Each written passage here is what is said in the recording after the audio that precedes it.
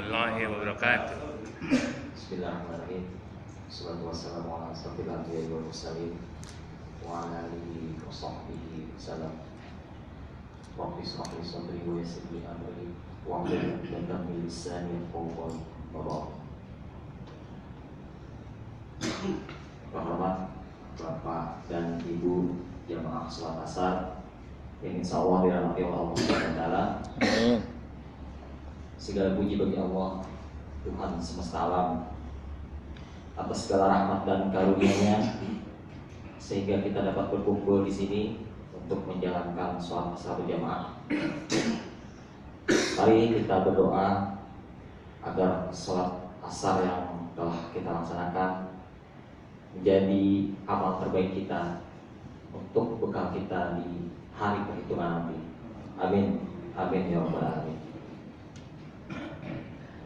Bapak Ibu yang dirahmati Allah, pada kesempatan ini izinkan saya untuk menyampaikan beberapa keberkahan dari sekian banyak keberkahan yang terdapat dalam kitab suci kita, Al-Quranul Karim.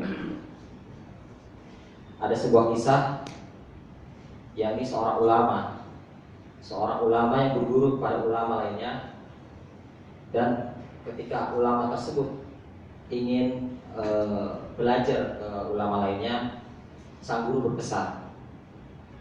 Pesannya adalah jangan tinggalkan membaca Al-Quran. Semakin banyak membaca Al-Quran, urusanmu semakin mudah. Dan muridnya pun melakukannya. Dia membaca sampai 3 juz per hari, dan sampai juga akhirnya 10 juz per hari. Kalau ibu-ibu mungkin 1 juz sehari. Semangat. Dan alhamdulillah segala urusannya pun dimudahkan oleh Allah Subhanahu wa taala, dan waktu pun menjadi semakin berkah. Bapak Ibu, salah satu keberkahan Al-Qur'an adalah kita dapat mengambil keberkahan Al-Qur'an, yaitu keberkahan waktu. Pertanyaannya adalah, apakah yang dimaksud dengan keberkahan waktu? Bisa melakukan banyak hal dalam waktu yang sedikit, itulah berkah Al-Quran. Al-Quran membuat kita menjadi semakin mudah mengefektivitaskan manajemen waktu kita. Padahal teorinya, orang yang membaca Al-Quran semakin banyak menghabiskan waktu.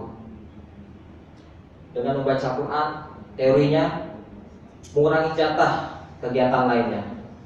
Tapi yakinlah Allah Subhanahu wa taala akan membuat itu menjadi semakin berkah, sehingga waktu menjadi efektif dan hidup pun menjadi efektif. Dan Allah Subhanahu wa taala akan mencurahkan banyak berkah dan kebaikan kepada kita semua karena Al-Quran.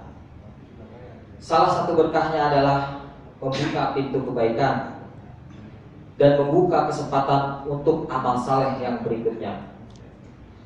Dan salah satu alasan atau salah satu balasan amal soleh yang kita lakukan adalah kesempatan untuk amal soleh berikutnya. Bapak Ibu yang dirahmati Allah, jagalah Allah, maka Allah akan menjaga kita. Dan sebaliknya, apabila waktu kita yang selalu sibuk sehingga kita hanya habis untuk urusan dunia yang berserakan, bisa jadi itu adalah tanda adanya yang salah dalam hidup kita. Rasulullah SAW bersabda, barang siapa yang bangun di pagi hari dan hanya dunia yang dipikirkannya, sehingga seolah-olah ia tidak melihat hak Allah dalam dirinya, maka Allah akan menanamkan 4 macam penyakit padanya. Yang pertama, kebingungan yang tiada putus-putusnya.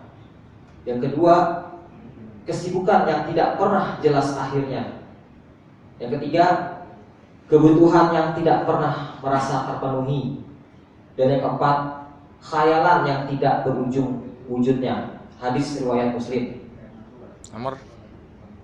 Keberkahan waktu yaitu bisa melakukan banyak amal saleh dalam waktu yang sempit dan sedikit. Selamat membaca Al-Quran dan beraktivitas dengan berkah Al-Quran. Wassalamualaikum warahmatullahi wabarakatuh.